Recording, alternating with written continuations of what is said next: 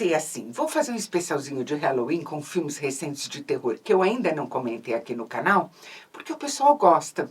Mas, caramba, que tarefa inglória! Como se faz terror medíocre para explorar o fã. Acabou então que o que ia ser uma listinha de recomendações virou um ranking do pior ao melhor. É claro que pessoas diferentes têm critérios diferentes, interesses diferentes, mas aqui, conforme os meus critérios, vai a listinha de Halloween, começando pelo horroroso e terminando no horror. Outro aviso, eu não incluí aqui filmes recentes que eu já comentei. Se vocês visitarem o canal, vocês vão encontrar todos eles e outros mais numa playlist de terror que tem quase 40 títulos entre os quais escolher. Começando então. Olha, eu gosto demais dos dois primeiros Invocação do Mal, porque é terror raiz, de atmosfera, que não depende de jumpscare, embora tenha um jumpscare ou outro, porque isso também pode ser bacana. Eu acho que até hoje ainda não teve vitrine melhor para o talento do James Wan do que esses dois filmes. Agora, vocês esqueçam tudo isso, porque Invocação do Mal 3, A Ordem do Demônio, que está na HBO Max, não é dirigido pelo James Wan, e sim pelo carinha de A Freira 2. A gente já chega lá, tá? E é um terror bocó. Se o diretor tivesse propositalmente tentando transformar tudo que era assustador nos dois primeiros filmes em paródia, não ficaria tão ridículo quanto fica aqui. Até a atuação da Vera Farmiga tá pavorosa, o que eu não achei, sinceramente, que fosse possível. De certa maneira, é instrutivo. Para quem tem dúvidas sobre o quanto o talento e a competência de um diretor impactam a execução de um roteiro, isso aqui é uma aula. Eu só não pus Sobrenatural, A Porta Vermelha, que também está na HBO Max, no primeiro lugar de ruindade, porque os filmes iniciais da série estão uns degraus abaixo de Invocação do Mal. Então, ali a queda é mais abrupta. Mas aqui a mediocridade é mais sólida. Olha, pobre Patrick Wilson. Não só ele passou vexame em Invocação do Mal 3, como ele repete a dose aqui e ainda por cima ele assina a direção do filme. É a estreia dele como diretor. E eu sinto muito dizer isso porque eu gosto do Patrick Wilson, mas só o que ele faz é imitar sem nenhuma inspiração as coisas que ele viu o James Wan fazer nessas duas séries. Agora, nesse teoricamente último filme, o pai e o filho vão acertar as contas com a entidade que atormenta eles. E claro, sendo este um filme americano, eles vão assim resolver as diferenças familiares. Menção honrosa para a maneira como o menino aprisiona o mal, porque me fez me dar muita risada. Tipo assim, então era só isso que precisava? E vamos seguir com Cemitério Maldito, Origem, que está no Paramount Plus e tenta espremer algum caldo da história original do Stephen King. Tenta é a palavra-chave, tá? Tenta não consegue. Eu gosto da readaptação de 2019, mas que ninguém espere algo que se compare. A produção é modestíssima. Tem um flashback para os anos 1600 que parece teatrinho de colégio. Eu fiquei até enternecida. O roteiro é pobrinho de tudo e o elenco é sofrível.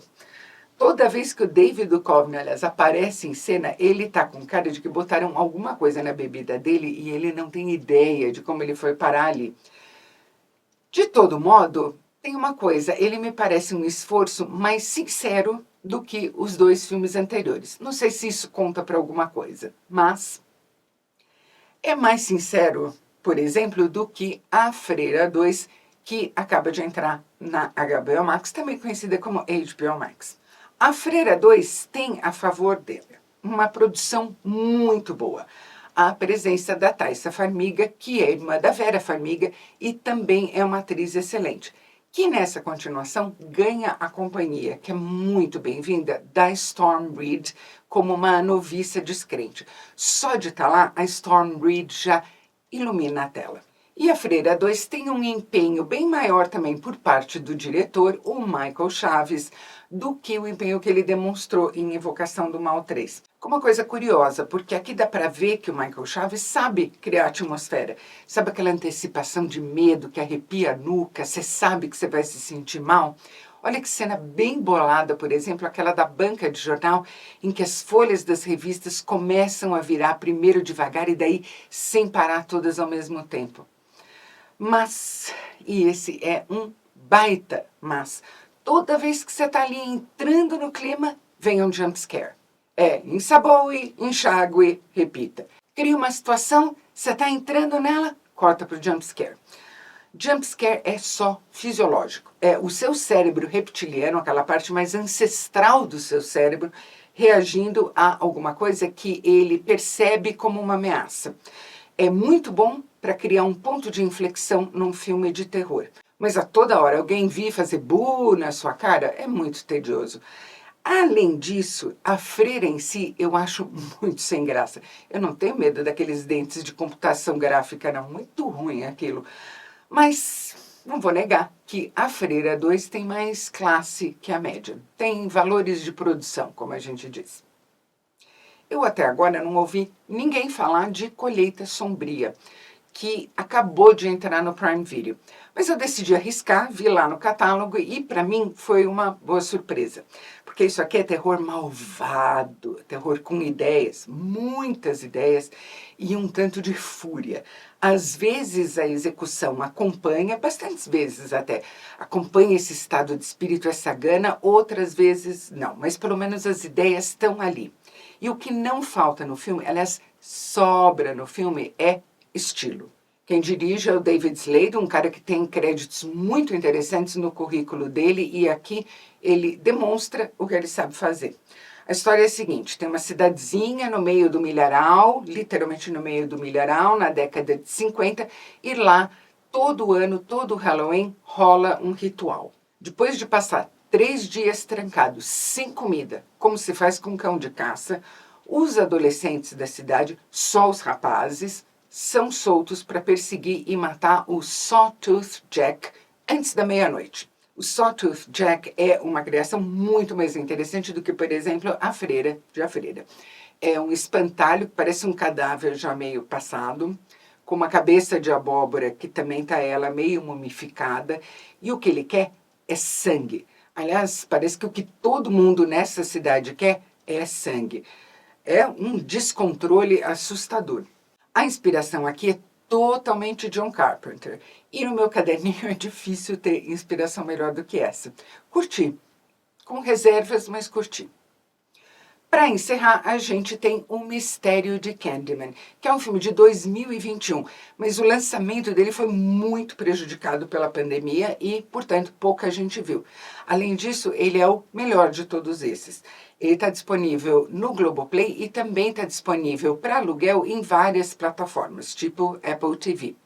Ele não é um remake pura e simplesmente do filme de 92. Ele é uma reimaginação e uma continuação.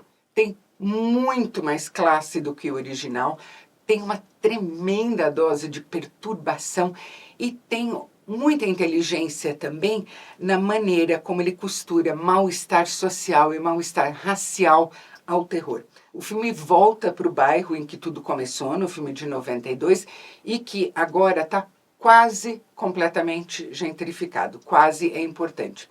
E a gente vai acompanhar o personagem de um ator incrível, o Yahya Abdul-Mateen II, e o horror vem que vem, mas vem em fervura lenta. Não sei se é para o gosto de todo mundo, mas eu achei muito interessante. Além disso, a direção da Nia da Costa me impressionou muito. Super segura, super enxuta, super confiante e estilosíssima. O que, a conferir, porque eu ainda não vi, mas pode ser uma boa notícia para as Marvels, que também tem a Nia da Costa na direção. Já no caso de Five Nights at Freddy's, que está nos cinemas, vocês é que vão decidir em que posição vocês vão colocar eles aqui nessa lista. Eu nunca joguei o jogo, que é um fenômeno cultural cada vez maior desde que foi lançado em 2014, mas eu sei que ele é de uma malevolência, de uma perversidade que não tem tamanho. E é também algo muito interessante, é uma coisa meio João e Maria. Você vai seguindo as migalhas na floresta e vai entrando num universo cada vez mais complicado, cada vez mais pesado e de um humor muito, muito, muito particular. Eu não vejo nada disso nesse filme, que é mais uma produção da Blumhouse, que virou a grande produtora de terror com resultados altamente irregulares. Eu acho curiosa, embora não necessariamente boa, a pegada e fazer uma coisa meio Jogos Mortais, mas em versão censura livre, porque tem uma contradição danada entre as duas coisas. E eu, particularmente, não faço ideia de para quem esse filme foi feito. Eu imagino que pessoas que conhecem o jogo são inteiradas desse universo de Five Nights at Freddy's e estão esperando encontrar algo disso no filme.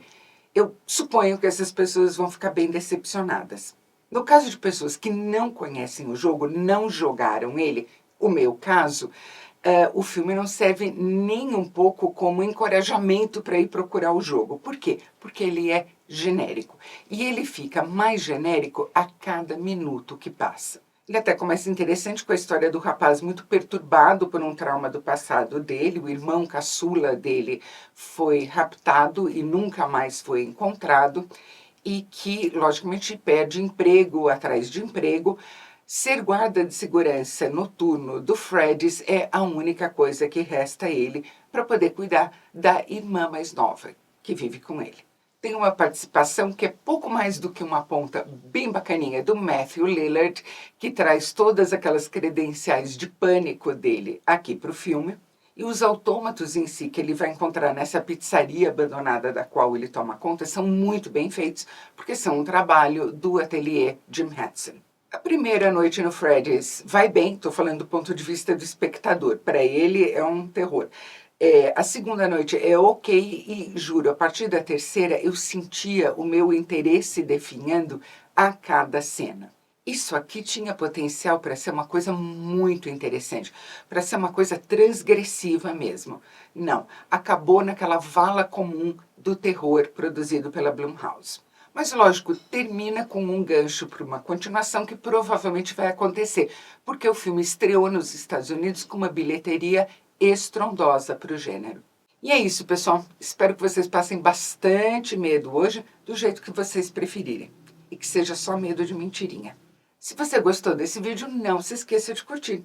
Inscreva-se no canal e clique no sininho. E a gente se vê no próximo vídeo.